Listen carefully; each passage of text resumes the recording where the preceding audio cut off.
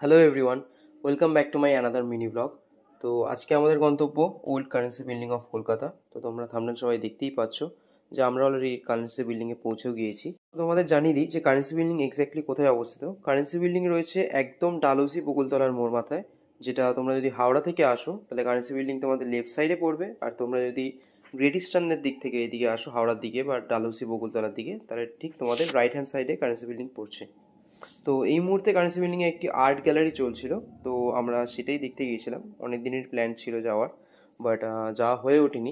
And currency building সম্পর্কে তোমাদের আরও একটা ইনফরমেশন দিয়ে রাখি, এখানে প্রবেশ করতে কোনো এন্ট্রি ফিস লাগে না। তো আমাদের কোনো এন্ট্রি ফিস দিতে হয়নি, শুধুমাত্র এখানে প্রবেশের সময় নিজেদের কিছু ডিটেলস এখানে ফিল আপ করতে হয়, অ্যান্ড এক্সিটের সময় নিজেদের এক্সিট টাইমিংটা জাস্ট দিয়ে দিতে হবে।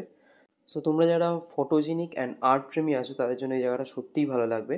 অ্যান্ড এটা ইনস্টাগ্রামেবল অ্যাস্থেটিক পোজের জন্য এটা বেস্ট প্লেস। অ্যান্ড এটা আমার পার্সোনালি সত্যিই অসাধারণ লেগেছে।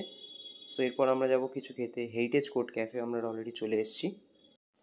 তো এটা হেরিটেজ কোর্ট ক্যাফের বাইরের রুফটপ এরিয়াটা তোমরা দেখতেই পাচ্ছ। এটা খাওয়ার পরে আমরা কিছু ভিডিও করেছিলাম এখানে। তো জায়গাটা অসাধারণ, অ্যান্ড এটা ফার্স্ট ফ্লোরে রয়েছে। আর heritage court cafe Esplanade metro building থেকে পার্ক স্ট্রিটের দিকে গেলেই তোমাদের লেফট সাইডে পড়বে। আর তোমরা দেখতেই পাচ্ছ এটা ক্যাফের ইনডোর এরিয়া, যেটাকে তোমরা ভিনটেজ ক্যাফে বলতেই পারো।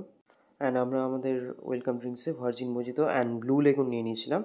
অ্যান্ড আমরা চিকেন উইংস নিয়েছিলাম অ্যান্ড একটা চাইনিজ কম্বো অর্ডার করে নিয়েছিলাম। এছাড়াও তোমরা অনেক কন্টিনেন্টাল আইটেমও পেয়ে যাবে। অ্যান্ড ডেজার্টে এই সানডাইটা নেওয়া হয়েছে।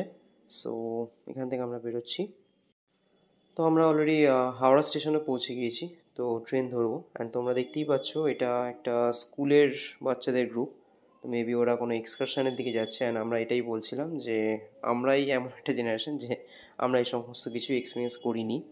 তো চলো টাটা, আজকের মতো ব্লগটা এখানেই শেষ করছি। Stay tune for my next blog.